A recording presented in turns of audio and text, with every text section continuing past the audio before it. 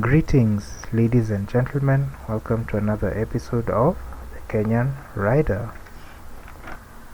So today we shall be talking about solo riding, or at least my experience with solo riding and what I have to offer on that front. But first I'll just talk about the route that we shall take, and this is we'll be heading towards Kiserian through the Ongatarongai route. Then we shall proceed towards Isinya, which it's a road that connects Kiserian, or rather the Magadi road, to the road towards Namanga. So it connects from Kiserian all the way to a place called Isinya. Then from there we shall start heading back, but then this time towards Kitengela at the river, then Mombasa road, then we finally get back. So it's kind of like a circuit. I'm sure you'll have seen it on the map that I'll just put on the screen. So let's just jump right in, right? So solo riding is where now you choose to go on some sort of trip. I consider solo riding like choosing to go on your own adventure by yourself. Yeah. So it's not like your trip to work or something like that. It's just a road trip that you choose to have by yourself. What some of the advantages of solo riding is it's actually a great way for you to gain experience in riding your motorcycle, and for a beginner in riding in general, because it's kind of like flying. You get motorcycling hours when you choose to do these solo rides, which is the same case for when you choose to go on a group ride. Yeah. But then solo rides in particular offers the advantage of having control over your pace, your route, and your experience compared to group rides. So some of group rides can be a bit complex because there's that whole pace that you have to match the entire group, especially as a beginner. If you're riding with experienced people and they tend to ride a lot faster than you're comfortable with, then that can be an issue for you as a beginner. And one thing that I'd always advocate for beginners is you never go faster than what you can handle, no matter what temptation you have, because if you get into a certain situation, it will be harder for you to recover from it compared to the other riders who you're trying to match your pace with. Then there's also a bit of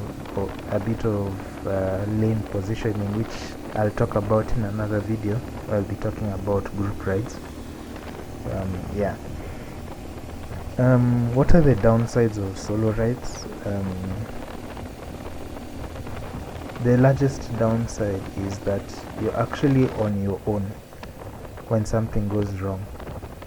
You see, the advantage of group rides is you have an entire group to help sort you out in the event of any emergencies that happen while you're riding.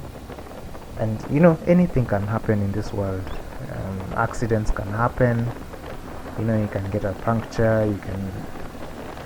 Your bike can break down. It can happen, even to the best of us. So that's one downside of solo rides. And then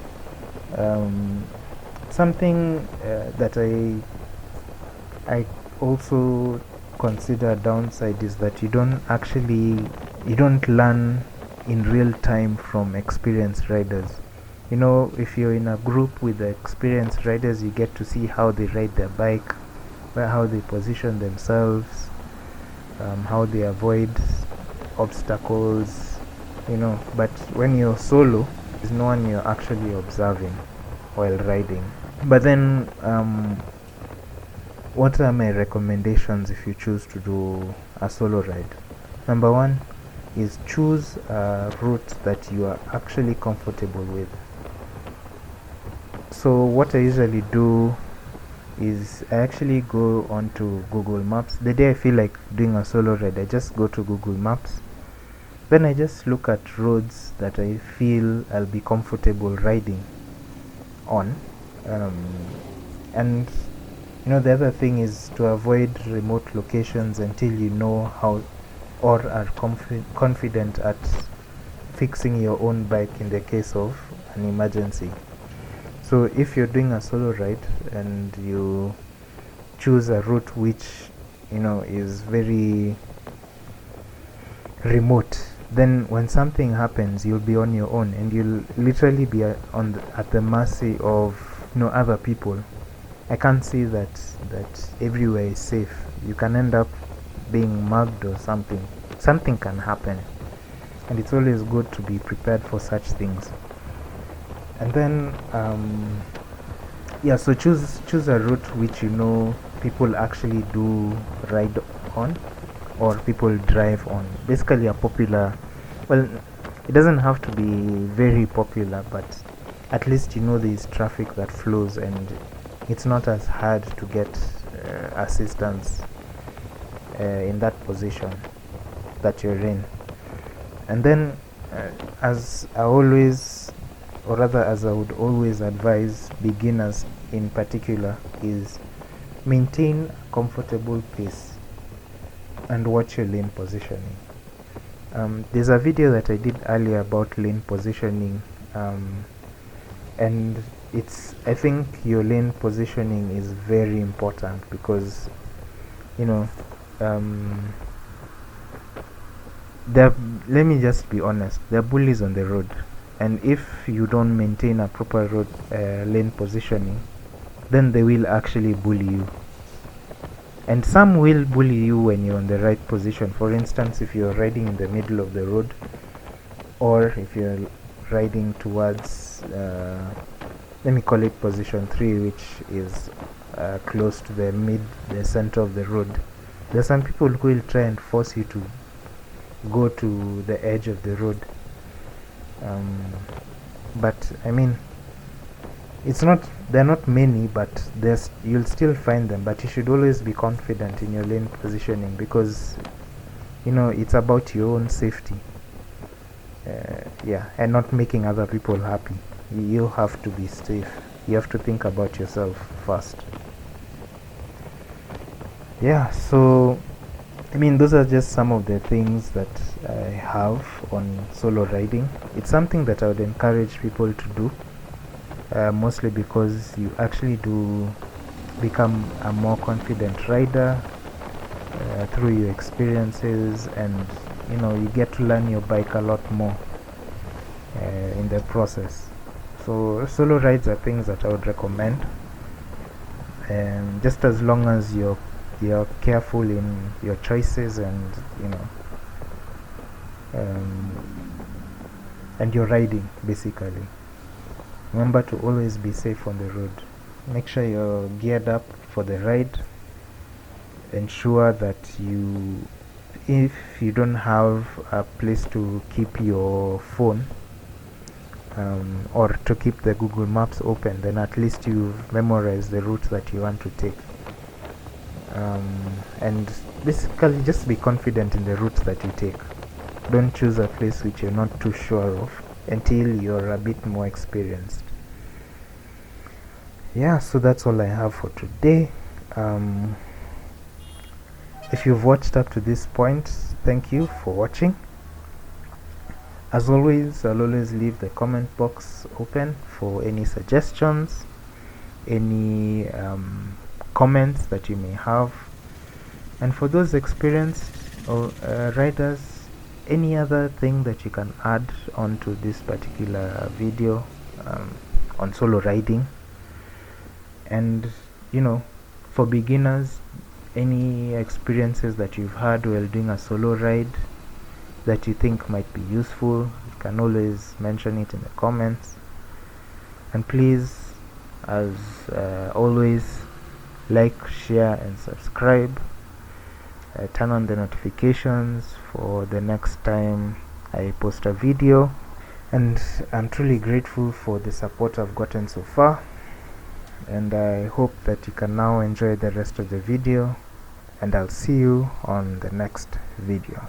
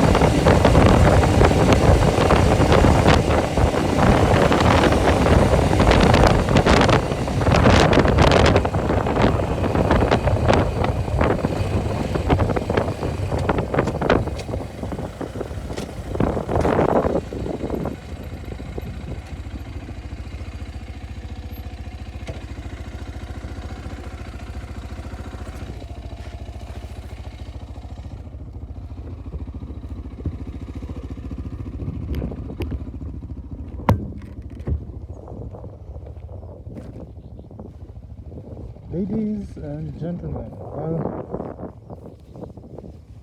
I'm left with about 10 more kilometers to go to reach Isinya. So now what we're crossing here is one of the seasonal rivers that you find around here. There are quite a number of them. But I've passed a couple of them. But they may look dry now, but once it starts raining, hey, it becomes so chaotic.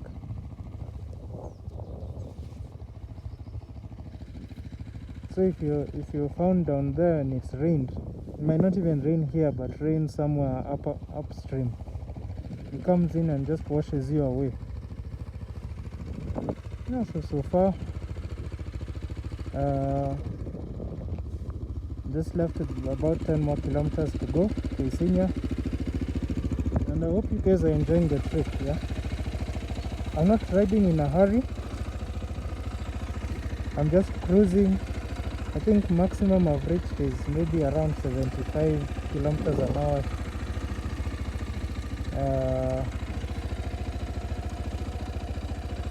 I mean, this trip could take much shorter because, I mean, last time when I was not recording, I was going at about 100 there, but then I realized that when you ride at a high speed, this particular setup of mine starts shaking a bit too much, so the video is not clear enough. But yeah, but I mean, I'm not in a hurry to get there. The only issue that I have is just the battery of my phone, if it can last still there, but I think it can. Maybe until Isinya, and then I'll stop and charge it for a bit. Then I'll start heading back to Nairobi to Kitengela. Yeah, so I hope you're enjoying the ride. So we proceed to Isinya, 10 more kilometers to go.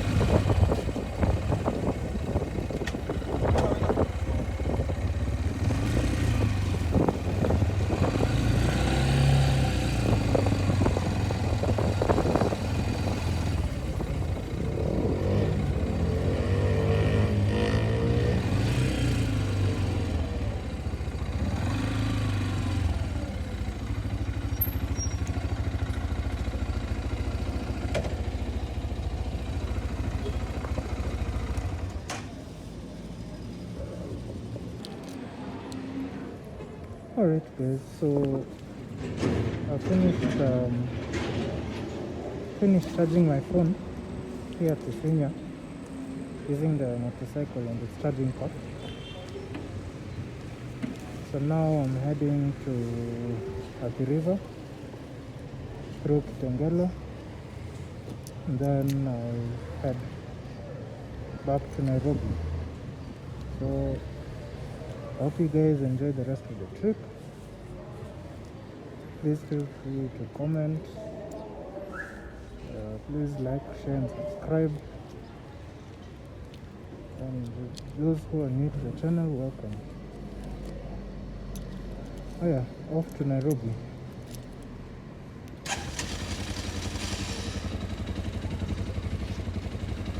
But this bike has a keyless start, yeah? Proved to be quite useful. I don't need to have the key in the ignition, so I just ensure that the bike is able to start. That is, the part of switch is left in the correct position.